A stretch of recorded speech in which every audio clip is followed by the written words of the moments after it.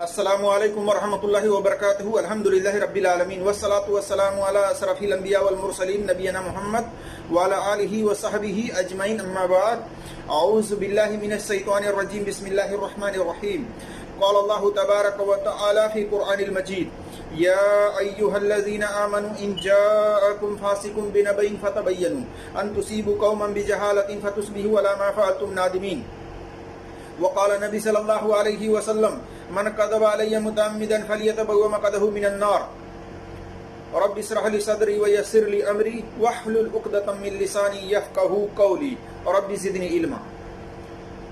میرے عزیز دوستوں اور بھائیوں اور میری اسلامی خواتین و حضرات، اللہ تبارک و تعالیٰ کی توفیق سے میں سورہ ملک کی فضیلت کے تعلق سے صحیح روایت کیا ہے اور ضعیف روایت کیا ہے جانچ پڑتال کے ساتھ آپ کے سامنے رکھنے کی کوشش کروں گا۔ اللہ تبارک و تعالیٰ سے دعا ہے کہ اللہ تبارک و تعالیٰ ہمیں حق بات کہنے کی اور سچ بات کہنے کی توفیق عطا فرمائے، اور جو ہم سے لفظی طور پر کہنے میں خطائیں ہوں اللہ تبارک و تعالیٰ اس کو معاف فرمائے، آمین یا رب العالمین۔ میرے عزیز دوستوں اور بھائیوں، ایک شخص جو ہے سورہ ملک کی فضیلت کے تعلق سے ضعیف روایتوں کو ایک تو بغیر حوالہ دیے، بغیر جانچ پڑتال کے لوگوں کے اندر بیان کیا ہوا ہے۔ میں آپ کو اسی کے زبانی سے سناتا ہوں کہ سورہ ملک کی کون سی حدیث جو ہے فضیلت کے اعتبار سے صحیح ہے اور کون سی حدیث فضیلت کے اعتبار سے ضعیف ہے، وہ روایت بھی میں آپ کے سامنے رکھوں گا، صحیح اور ضعیف۔ تو پہلے آپ سنیے اس شخص کی زبانی کہ یہ کیا بتا رہا ہے۔ رسول اللہ صلی اللہ علیہ وسلم نے فرمایا سورہ ملک کے بارے میں، سورہ ملک جو ہے وہ آپ صلی اللہ علیہ وسلم کا معمول تھا، وہ سونے سے پہلے پڑھا کرتے تھے، اور اس سورت کے بارے میں نبی صلی اللہ علیہ وسلم نے فرمایا کہ قرآن مجید میں ایک ایسی سورت ہے جس کی 30 آیات ہیں، اور وہ اپنے پڑھنے والے کے لیے سفارش کرتی رہتی ہے، شفاعت کرتی رہتی ہے، یہاں تک کہ اس کو بخش دیا جاتا ہے، اور وہ سورت ہے تبارک اللہ جی، سورہ ملک۔ عبداللہ ابن مسعود رضی اللہ عنہ فرماتے ہیں کہ قبر میں جب عذاب انسان کے پیروں کی طرف سے آتا ہے تو یہ صورت اس کو کہتی ہے کہ تمہارے لیے یہاں سے آنے کا کوئی راستہ نہیں ہے، کیونکہ یہ شخص سورہ ملک پڑھا کرتا تھا۔ پھر جب عذاب سینے کی طرف سے آتا ہے یا پیٹ کی طرف سے آتا ہے تو یہ صورت کہتی ہے کہ یہاں سے آنے کے لیے تمہارے لیے کوئی راستہ نہیں ہے، کیونکہ یہ شخص سورہ ملک پڑھا کرتا تھا۔ اور عذاب جب سر کی طرف سے آتا ہے تو یہ صورت کہتی ہے کہ یہاں سے آنے کے لیے تمہارے لیے کوئی راستہ نہیں ہے، کیونکہ یہ شخص سورہ ملک پڑھا کرتا تھا۔ نبی صلی اللہ علیہ وسلم فرمایا کہ میرا جی چاہتا ہے کہ یہ صورت ہر مومن کے دل میں ہو، ہر مومن کے دل میں ہو یہ صورت۔ اور آپ صلی اللہ علیہ وسلم سورہ ملک اور سورہ سجدہ پڑھے بغیر رات کو نہیں سویا کرتے تھے۔ تو میرے عزیز دوستوں اور بھائیوں، آپ نے سنا کہ اس شخص نے سورہ ملک کی فضیلت کے تعلق سے ضعیف روایتوں کو لوگوں میں بیان کیا ہے، وہ بھی بغیر حوالہ کے، بغیر جانچ پڑتال کے۔ اللہ تبارک و تعالیٰ نے سورہ حجرات آیت نمبر 6 میں تمام ایمان والے مسلمانوں کو حکم دیا ہے۔ فرمایا اللہ تبارک و تعالیٰ نے یا ایھا الذین آمنوا ان جاءکم فاسق بنبأ فتبینوا، کہ اے ایمان والو، اے مسلمانوں، جب تمہارے پاس کوئی فاسق خبر لے کر آئے تو اس کی اچھی طرح سے جانچ پڑتال کر لیا کرو، اس کی اچھی طرح سے تحقیق کر لیا کرو۔ لیکن عوام تو عوام ہے، ڈگری یافتہ مولوی حضرات کا بھی یہی حال ہے کہ وہ جانچ پڑتال کرنے میں، چھان بین کرنے میں سستی کر رہے ہیں۔ لیکن اللہ تبارک و تعالیٰ کی توفیق سے میں آپ کے سامنے جانچ پڑتال کے ساتھ سب سے پہلی بات میں صحیح حدیث کے تعلق سے رکھنا چاہوں گا کہ سورہ ملک کی فضیلت کے تعلق سے صحیح روایت کون سی ہے۔ اسی طرح سے ایک بات یہ بھی جان لیجئے کہ اللہ کے رسول صلی اللہ علیہ وسلم کی طرف جھوٹی بات منسوب کرنا ایسے لوگوں کے لیے وارننگ ہے۔ نبی صلی اللہ علیہ وسلم نے فرمایا من کذب علی متعمدا فلیتبوأ مقعدہ من النار، کہ جس کسی نے جان بوجھ کر میری طرف جھوٹی بات منسوب کی جس کو میں نے نہیں کہی ہے تو اس کو چاہیے کہ وہ اپنا ٹھکانہ جہنم میں بنا لے۔ تو جھوٹی بات اللہ کے رسول صلی اللہ علیہ وسلم کی طرف منسوب کرنا ایسے لوگوں کے لیے وعید ہے، بچنا چاہیے۔ झूठी बात मंसूब न करें, बल्कि जांच पड़ताल के साथ छानबीन करके उस बात को लोगों में बयान करें जो अल्लाह के रसूल सल्लल्लाहु अलैहि वसल्लम की तरफ मंसूब है। सही बात सही सनद के साथ मुत्तसिल रवायत लोगों के अंदर बयान करें। और सुनन अरबा जिसको सहाय सित्ता कहा जाता है, उसके अंदर अक्सर और बेशतर रवायतें ज़ईफ मौजू मुनकर हैं, इसलिए तहकीक करने की ज़रूरत है। और भी कुतुब हदीस के अंदर रवायतें हैं सनद के एतबार से ज़ईफ, उसमें भी जांच पड़ताल करने की ज़रूरत है, बिला तहकीक लोगों में बयान न करें। इसी तरह से सूरह हुजरात में अल्लाह तबारक व तआला ने आयत नंबर 6 में तमाम ईमान वालों को जांच पड़ताल करने का हुक्म दिया है। किसी भी मौलवी की शख्सियत के पीछे न जाएं, बल्कि जो हवाला देता है उस हवाले के साथ तहकीक करें, जांच पड़ताल करें। और मौलवियों को भी चाहिए कि वो अपनी बात को दलील के साथ रखें, हवाले के साथ रखें, ताकि उन हवालों के जरिए से उनकी बात को चेक किया जा सके।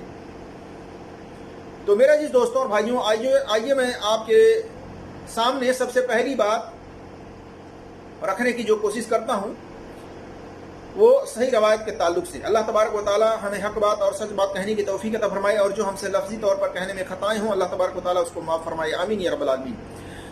इस ताल्लुक से एक रवायत है जो कि वो भी सनद के एतबार से ज़ईफ है, लेकिन दूसरी रवायत जो कि हसन दर्जे की है, सही है, उसकी सपोर्ट में ये रवायत जो है हसन दर्जे की हो जाती है।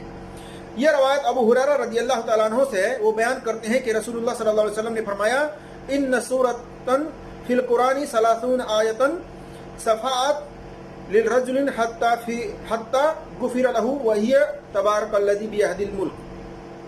कहते हैं कि बेशक कुरान में 30 आयत की एक सूरत है, उसने एक आदमी के बारे में सिफारिश की यहाँ तक कि उसे बख्श दिया गया, और वह सूरह मुल्क है।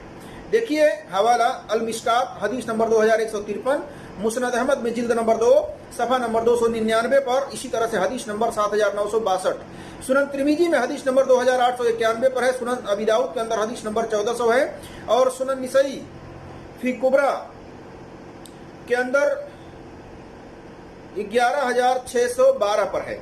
इसी तरह से सुनन इब्ने माजा में हदीस नंबर 3786 पर है, सही इब्ने हिब्बान के अंदर हदीस नंबर 1766, और मुस्तदरक हाकिम के अंदर जिल्द नंबर 2 सफ़ा नंबर 497 पर और 498 पर हसन सनद के साथ देख सकते हैं। इसी तरह से इस रवायत की मुवाफिकत इमाम ज़हबी ने की है, यानी शवाहिद के बिना पर, इसकी मुताबियत के बिना पर यह रवायत हसन दर्जे की है, वरना एक रावी अब्बास अल जस्मी को लईनुल हदीस कहा गया है सुनन तिरमिजी हदीस नंबर 2891 की सनद में। इसी तरह से सुनन अबी दाऊद हदीस नंबर 1400 की सनद में भी यही रावी है, और सुनन इब्ने माजा के रवायत में भी उसकी भी सनद में यही रावी है। बस मुताबियत शवाहिद के बिना पर यह रवायत की सनद जो है हसन दर्जे की है। अब आइए देखते हैं वो मुताबियत, वो शवाहिद की कौन सी रवायत है जो सही है और उसके सपोर्ट में ये रवायत हसन दर्जे की हो जाती है।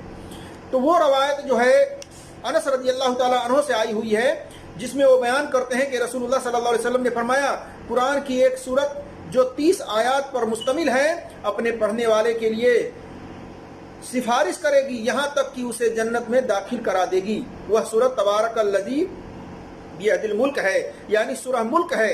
देखिए मजमुआ सगीर तबरानी के अंदर हदीस नंबर 1106 पर, इसी तरह से मोजमल अवस्था सगीर तबरानी के अंदर हदीस नंबर 3654 पर, और सही अल जामे के अंदर हदीस नंबर 3644 पर, मजमुआ अल जवायद में जिल्द नंबर 7 सफ़ा नंबर 127 पर, और अल्लामा हैसमी ने कहा है कि इसके तमाम रिजाल जो हैं, तमाम रावी सच्चे हैं। अल मोजमल सगीर तबरानी हदीस नंबर 490 में इनका कौल मौजूद है।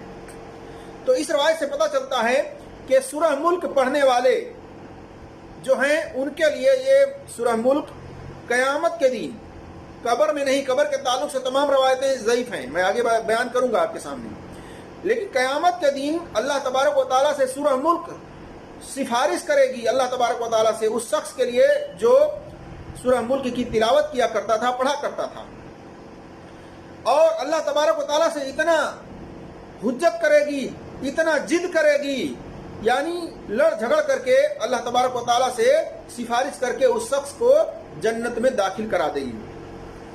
یہاں تک تو صحیح ہے. اب آئیے اس کے بعد جو فضیلت مولوی حضرات بیان کرتے ہیں اس کی جانچ پڑتال رکھتے ہیں مختصر طور پر. جابر رضی اللہ تعالیٰ عنہ بیان کرتے ہیں کہ نبی صلی اللہ علیہ وسلم سورہ سجدہ اور سورۃ الملک پڑھے بغیر نہیں سوتے تھے. یہ روایت المشکات میں حدیث نمبر 2155 میں ہے. مسند احمد میں جلد نمبر 3 صفحہ نمبر 340 میں حدیث نمبر 14714 پر ہے. اسی طرح سے سنن ترمذی میں حدیث نمبر 2892 پر ہے اور 3404 پر ہے. اور سنن دارمی میں حدیث نمبر 3414 پر ہے. اور البغوی فی شرح سنہ میں جلد نمبر 4 صفحہ نمبر 472 اور حدیث نمبر 1207 پر ہے. اسی طرح سے مصابیح السنہ کے اندر حدیث نمبر 1554 پر ہے اور امام ترمذی نے اسے صحیح کہا ہے. اسی طرح سے شیخ البانی رحمۃ اللہ علیہ نے اپنی کتاب سلسلۃ الحدیث صحیحہ میں حدیث نمبر 585 پر 3196 پر اور اسی طرح سے المسکات میں حدیث نمبر 2155 پر اور روض النذیر کے اندر 227 پر اس کو صحیح کہا ہے. اب آئیے اس کے اندر علت دیکھتے ہیں کہ اس کی سند میں کیا علت ہے اور کیوں یہ روایت سند کے اعتبار سے متصل اور صحیح نہیں ہے. اس کی سند میں ابو جبیر مدلس ہیں اور روایت عنعنہ ہے. ایک بات یاد رکھیے، اصول محدثین میں بخاری اور مسلم کے علاوہ جو بھی کتب حدیث کے اندر راوی ہیں اگر وہ مدلس ہیں بھلے ہی سکہ کیوں نہ ہو، سچے کیوں نہ ہو، اگر وہ مدلس ہیں تو ان کی سماع کی تصریح ہونی چاہیے، سننا ثابت ہونا چاہیے. لیکن اگر سننا ثابت نہیں ہے تو وہ روایت سند کے اعتبار سے ضعیف ہو جاتی ہے. اور اس کی سند میں ابو جبیر مدلس ہیں اور روایت عنعنہ ہے، یعنی ان سے روایت کر رہے ہیں، سماع کی تصریح نہیں کر رہے ہیں. ابو جبیر رضی اللہ تعالیٰ عنہ سے سننا ثابت نہیں ہے جابر رضی اللہ تعالیٰ عنہ کا، یعنی ابو جبیر نے جابر رضی اللہ تعالیٰ عنہ سے نہیں سنا ہے اس روایت کے بارے میں. ان سے جب پوچھا گیا ابو جبیر سے کہ کیا آپ نے جابر رضی اللہ تعالیٰ عنہ سے خود یہ روایت سنی ہے، تو انہوں نے کہا کہ میں نے جابر سے نہیں سنی ہے بلکہ میں نے صفوان یا ابن صفوان سے سنی ہے. یعنی اس کے اندر بھی یہ کنفرم نہیں کر پا رہے ہیں کہ میں نے اس روایت کو صفوان سے سنی ہے یا ابن صفوان سے سنی ہے. لہذا یہ روایت کنفرم نہیں کر پانے کی وجہ سے بھی یہ ضعیف ہے، یہ روایت متصل نہیں ہے.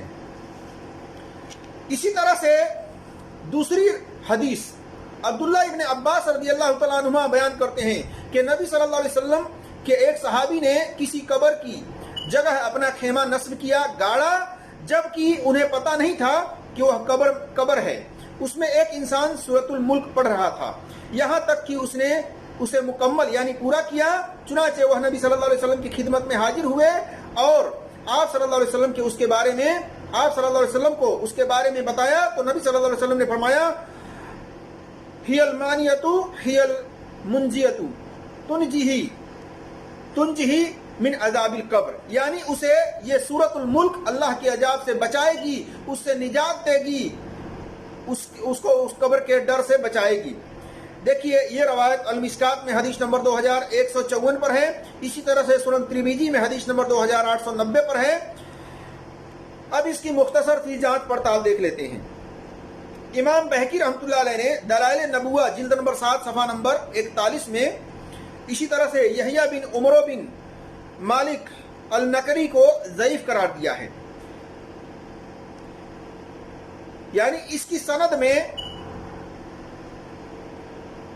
کلام ہے، جرح کی گئی ہے کہ عمرو بن مالک، اس کی سند میں جو راوی ہے یحییٰ بن عمرو بن مالک النکری کو ضعیف کہا گیا ہے، جیسا کہ امام بہقی رحمۃ اللہ علیہ نے اس کو ضعیف قرار دیا ہے دلائل نبوہ میں جلد نمبر 7 صفحہ نمبر 41 میں. اسی طرح سے اسباب عذاب القبر صفحہ نمبر 146 میں بھی دیکھ سکتے ہیں، یہ بھی کتاب امام بہقی رحمۃ اللہ علیہ کی ہے.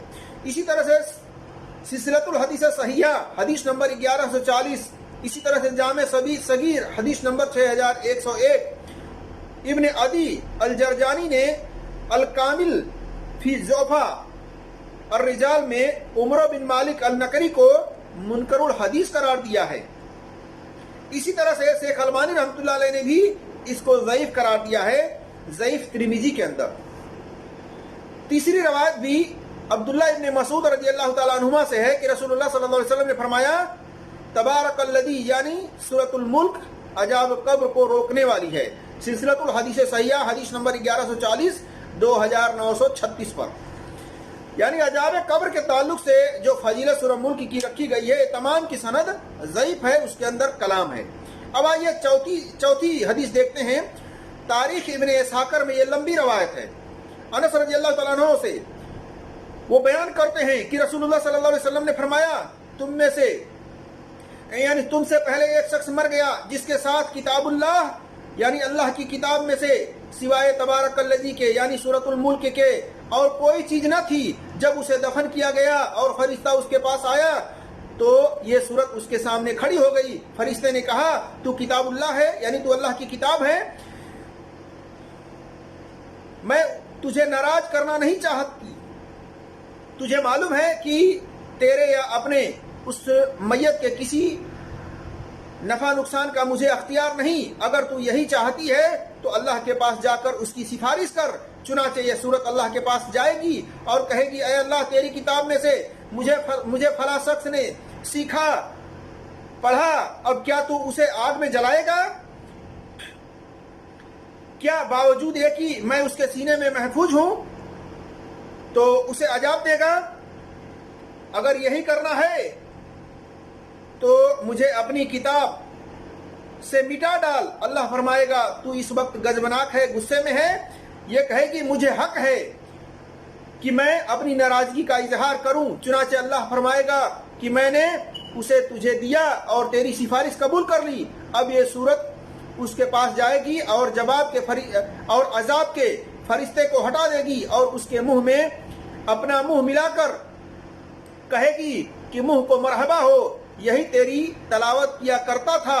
اس نے ہمیشہ شاباشی یعنی اسے سینے سے لگا کر کے وہ ہمیشہ تلاوت کیا کرتا تھا تو یہ اسے شاباشی دے گی کہ شاباشی ہو، اس منہ کو اس سینے کو اس نے مجھے یاد رکھا تھا اور پڑھا کرتا تھا، ان دونوں قدموں کو مبارک ہو، یہی کھڑے ہو کر راتوں کو میری قرات کر رہے تھے، عبادت کے وقت قیام کیا کرتے تھے۔ یہ سورہ قبر میں اس کی پریشانی اور ڈر سے نجات دلائے گی، یعنی کوئی ڈر نہیں پہنچنے دے گی۔ اس حدیث کو سن کر تمام چھوٹے بڑے آزاد غلام نے سیکھ لیا، اس کا نام رسول اللہ صلی اللہ علیہ وسلم نے منجیتو رکھا، یعنی نجات دلانے والی سورت۔ مختصر سی جانچ پڑتال دیکھتے ہیں۔ یہ روایت بہت ہی منکر ہے، یہ جان لیجئے۔ اس کے راوی فرات بن شائب کو امام احمد، امام یحییٰ بن معین، امام بخاری رحمۃ اللہ علیہ، ابو حاتم اور اسی طرح سے امام دارقطنی وغیرہ نے ضعیف قرار دیا ہے۔ حوالے کے لیے دیکھیے جرح و تعدیل جلد نمبر 3 صفحہ نمبر 80 پر، اسی طرح سے جلد نمبر 2 صفحہ نمبر 80 پر، اور المجروحین جلد نمبر 2 صفحہ نمبر 207، المیزان جلد نمبر 3 صفحہ نمبر 341 میں۔ یہاں تک کہ امام بخاری رحمۃ اللہ علیہ نے اس راوی کو اور یحییٰ بن معین نے اس راوی کو منکر الحدیث کہا ہے۔ الجوفہ الکبیر جلد نمبر 3 صفحہ نمبر 458، اسی طرح سے 1514 پر تاریخ ابن معین کے اندر جلد نمبر 2 صفحہ نمبر 471 پر، تاریخ الکبیر جلد نمبر 4 جلد نمبر 1 صفحہ نمبر 130 وغیرہ پر دیکھ سکتے ہیں کہ ان لوگوں نے منکر الحدیث قرار دیا ہے۔ اور امام بخاری رحمۃ اللہ علیہ کا یہ کہنا مشہور ہے کہ جس راوی کو میں منکر الحدیث قرار دوں اس سے روایت لینا کسی کے لیے جائز نہیں ہے۔ اسی طرح سے 5ویں حدیث دیکھیے۔ 5ویں حدیث میں نبی صلی اللہ علیہ وسلم کی طرف منسوب ہے، آپ نے فرمایا کہ میری دلی تمنا ہے کہ یہ سورت میری امت میں سے ہر ایک کے دل میں رہے، یعنی سورۃ الملک۔ یہ روایت طبرانی کبیر کے اندر حدیث نمبر 11616 پر ہے، اسی طرح سے مجموعہ الجوائد کے اندر حدیث نمبر 11429 پر ہے۔ اس کی سند میں ابراہیم ابن الحکم بن ابان ضعیف ہے۔ امام نسائی نے ابراہیم ابن الحکم بن ابان المدنی کو متروک الحدیث اور لیس بصحیح یعنی یہ کچھ بھی نہیں ہے کہا ہے۔ الکامل فی الجوفہ صفحہ نمبر 81، الجوفہ والمتروکین نسائی صفحہ نمبر 13 پر۔ اسی طرح سے یحییٰ ابن معین نے کہا لیس بشکا، یہ سچا نہیں ہے۔ الکامل فی الجوفہ صفحہ نمبر 81۔ اسی طرح سے تاریخ الکبیر للبخاری جلد نمبر 1 صفحہ نمبر 284، الاکیلی کے اندر جلد نمبر 1 صفحہ نمبر 50 وغیرہ میں دیکھ سکتے ہیں محدثینوں کی جرح موجود ہے کہ یہ بھی راوی جو ہے متروک ہے، اور اسی طرح سے اس کے اوپر سخت جرح کیا ہوا ہے محدثینوں نے کہ یہ سچا نہیں ہے، اس لیے یہ بھی روایت سند کے اعتبار سے ضعیف ہے۔ اب آئیے چھٹی حدیث دیکھتے ہیں۔ عبداللہ ابن عباس رضی اللہ تعالیٰ عنہ بیان کرتے ہیں کہتے ہیں ایک شخص سے میں تجھے ایسا تحفہ دوں کہ تو خوش ہو جائے۔ تبارک الذی پڑھا کر اسے اپنے اہل و عیال کو، اولاد کو، گھر کے بچوں کو، پڑوسیوں کو سکھایا کر۔ یہ سورہ نجات دلانے والی اور شفاعت کرنے والی ہے قیامت کے دن۔ اپنے پڑھنے والے کی طرف سے اللہ سے سفارش کرے گی اور عذاب آگ سے بچا لے گی اور عذاب قبر سے بھی۔ رسول اللہ صلی اللہ علیہ وسلم کا فرمان ہے کہ میں چاہتا ہوں کہ میرے ایک ایک امتی کے دل میں یہ ہو۔ یہ روایت دیکھیے سند کے اعتبار سے مسند، یہ روایت جو ہے مسند عبد بن حمید میں صفحہ نمبر 206 میں ہے، لیکن اس کی سند ضعیف ہے کیونکہ اس کے اندر ابراہیم بن وہی راوی ہے جو پچھلی روایت کے اندر میں نے آپ کے سامنے رکھی کہ اس کے اندر جو ہے راوی ابراہیم بن حکم بن ابان ضعیف راوی ہے۔ اس کو اکثر و بیشتر محدثینوں نے ضعیف قرار دیا ہے، اس کی بنا پر یہ روایت سند کے اعتبار سے ضعیف ہے۔ تو میرا عزیز دوستوں اور بھائیوں، خلاصہ کلام یہ ہے کہ سورہ ملک کبھی بھی پڑھی جا سکتی ہے، ڈیلی پڑھیں۔ یہ کوئی ضروری نہیں ہے کہ سوتے وقت ہی پڑھیں، بلکہ آپ دن میں کئی مرتبہ پڑھ لیں، رات میں بھی کئی مرتبہ پڑھ لیں، یعنی جب آپ کو موقع ملے سورہ ملک کی تلاوت کیا کریں، پڑھا کریں۔